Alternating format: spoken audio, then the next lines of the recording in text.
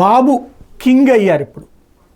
ఎలా 2 చోట్ల కూడా ఆంధ్రప్రదేశ్లో విభజిత రాష్ట్రంలో 2014లో కూడా రానంతటి మెజార్టీ ఇప్పుడు. 2014లో కూటమిగా జట్టు కట్టిన 67 స్థానాలు అప్పుడు వైసీపీ గెలుచుకుంది. ఇప్పుడు అది 23, 24 దగ్గర నిలబడిపోయింది. అదే సందర్భంలో 152 అంటే అప్పుడు 151 వైసీపీకి 1 జనసేనకు వస్తే 2 కలిపితే 152. ఇప్పుడు కూటమికి ఆ రేంజ్. అదే సందర్భంలో తెలుగుదేశం పార్టీకి ఏకంగా 127 స్థానాలు రావడంతో ఇక్కడ ఆయన్ని ఇబ్బంది పెట్టేది ఏమీ లేదు.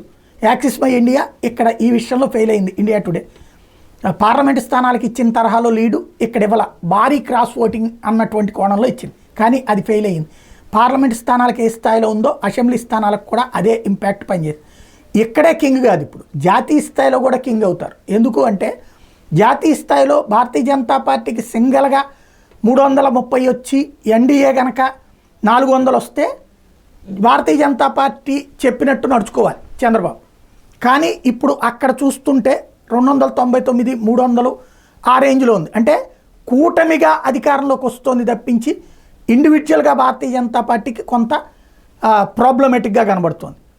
ఇండివిజువల్గా వచ్చినా వీళ్ళు కోరుకున్నటువంటి 330 ఆ రేంజ్లో లేదు. అంటే ఇక్కడ బాబుని ఏదో దెబ్బ కొట్టేటటువంటి ప్రయత్నం జాతీయ నాయకత్వం ఇప్పుడు ఏమి చేయదు. ఇక ప్లస్ బాబుని కలుపుకెళ్లే ప్రయత్నం చేస్తుంది. అక్కడ కూడా తను చక్రాలు తిప్పే కథ నడుస్తుంది. ఇప్పుడు ఏదైతే ఇతరులుగా ఉన్నటువంటి వాళ్ళు ఉన్నారో వాళ్ళని అటుకు తీసుకెళ్లేటటువంటి ప్రయత్నం చేయడం కావచ్చు. ఇంకోటి ఐఎన్డీఏ కూటమి ఒకవేళ తేడా వస్తే ఐఎన్డీఏ కూటమికి దాదాపు 224 స్థానాల దాకా ఉన్నాయి. వాటితో చూసుకున్నప్పుడు ఆ కాన్సెప్ట్లోకైనా వెళ్ళేటటువంటిది ఉంటుంది. ఓవరాల్గా చూసుకుంటే బాబు ఇక తిరుగు లేకుండా 5 ఏళ్ల పాటు అంటే పవర్ అన్నటువంటిది స్టేట్ సెంట్రల్ 2 పవర్స్ని ఫుల్ ఎంజాయ్ చేసేటటువంటి స్థాయిలోకి చంద్రబాబు వచ్చారు.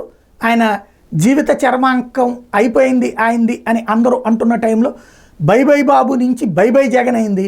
బాబు ఫుల్ బూస్ట్గా మొత్తం అధికారాన్ని 2 వైపులా కూడా చెలాయించబోతూ ఉన్నారు.